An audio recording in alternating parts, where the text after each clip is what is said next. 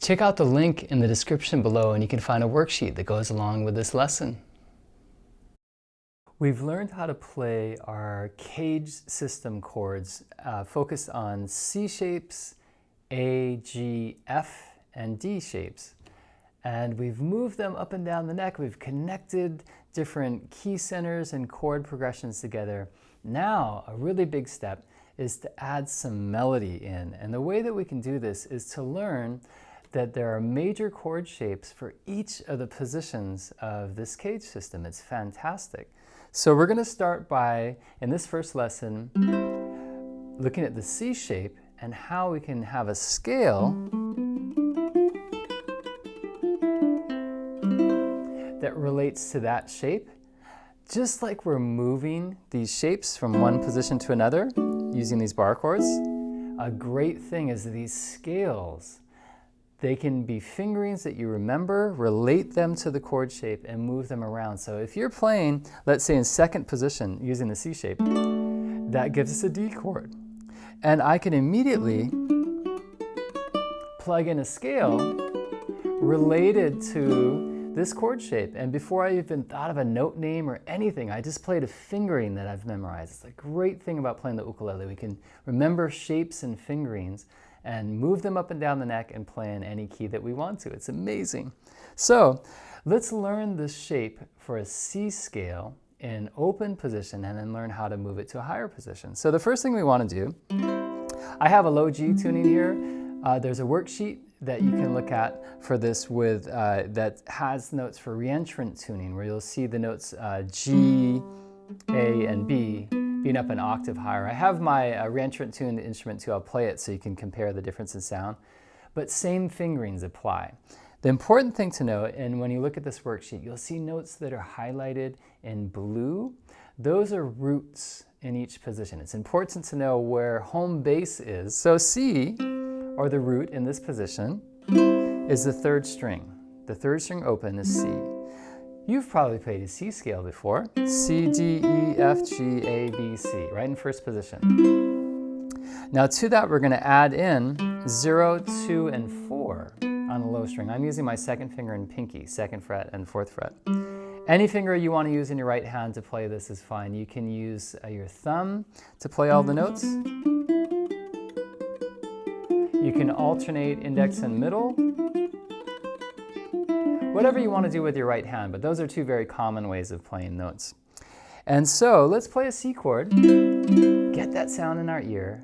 Now let's play the shape. Let's start on C, C, then 2nd fret D, 2nd string open is E, 1st fret is F, 3rd fret is G, high string open, A, 2nd fret B, 3rd fret C. Work our way down, 2nd fret, open, 3rd fret of the 2nd string, 1st fret, open 2nd string, 2nd fret, open. On the low string, we're going to play 4th fret B, 2nd fret A, G. Let's walk our way back up to C, A, B, and finally C. 3rd string open. See how that perfectly, beautifully matches the chord shape. So that's a major scale related to the C major chord shape. Now what I want you to do is to move these shapes, just like we moved our chord shapes, to move the scale shapes, we have to turn those zeros and those open strings into fretted notes. And so let's try to move up to 2nd position. Make your C shape there, bar all 4 strings, pinky's going to go in the high string.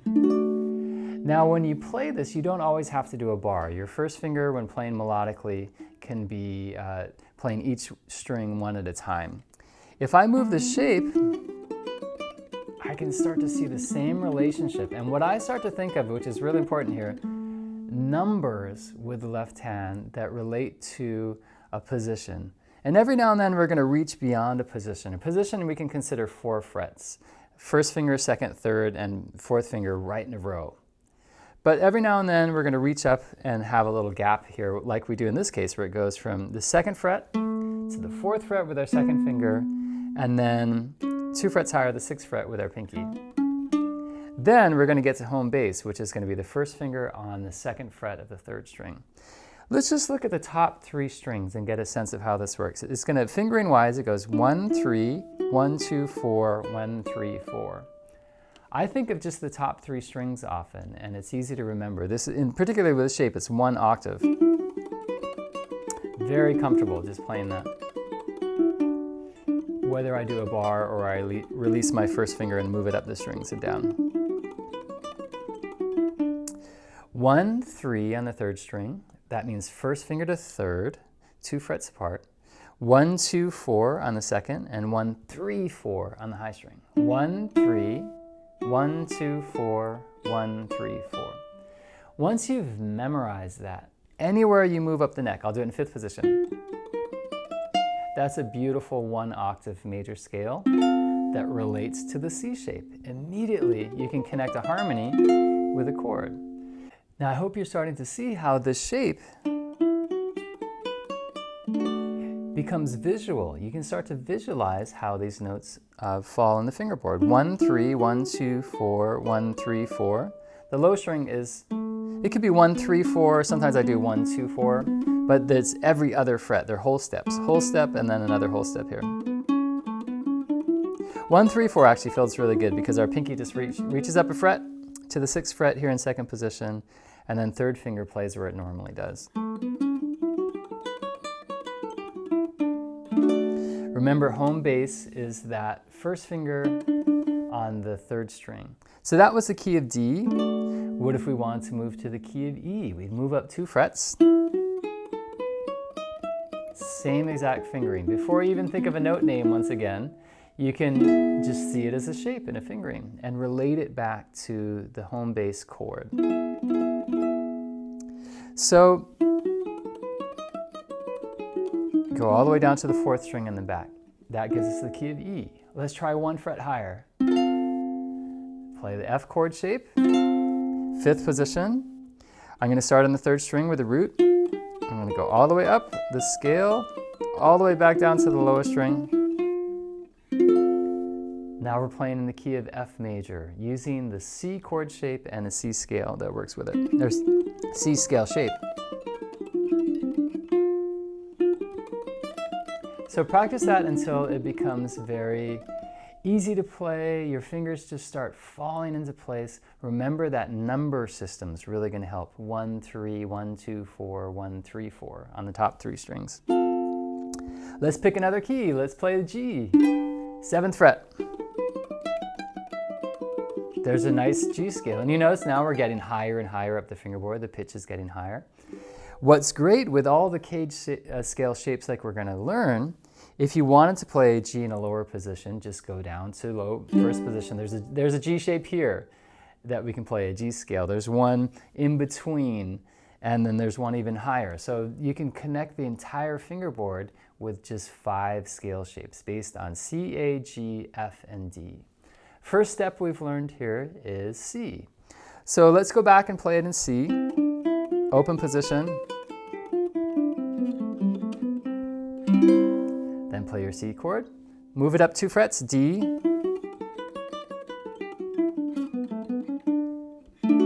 Play the shape. That's now a D chord using the C shape as well as a D scale based on the C scale shape. It's fantastic. So spend some time with that, and the last thing I'll do, let me play it for you so you can hear with the higher tuning. I'm going to grab my ukulele that has the reentrant tuning. And the same thing you'll hear on the top strings, but the 4th string, that's why they call it reentrant, right? You re-enter the scale. I'm starting on a higher G pitch and then back to C. So I find ways of connecting the scale to make it linear.